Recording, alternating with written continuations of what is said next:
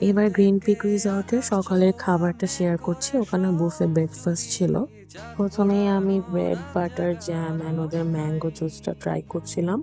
খেতে ভালো লাগছিল। ম্যাঙ্গো জুসটা বেশি ভালো লাগছিল। একদম ফ্রেশ আম দিয়ে ওরা তৈরি করেছিল। সো খেতে খুব ভালো লাগছিল। এরপর নিয়ে নিলাম বাংলা একদম ক্লাসিক যে নাস্তা সেটা। ওরা ডাল ভুনা দিয়েছিল, সবজি দিয়েছিল, চিকেন ভুনা দিয়েছিল, ভুনা খিচুড়ি দিয়েছিল, সাথে ছিল ডিম ভাজা। বুটের ডাল আর সবজিটা খেতে ঠিকঠাক লেগেছিল।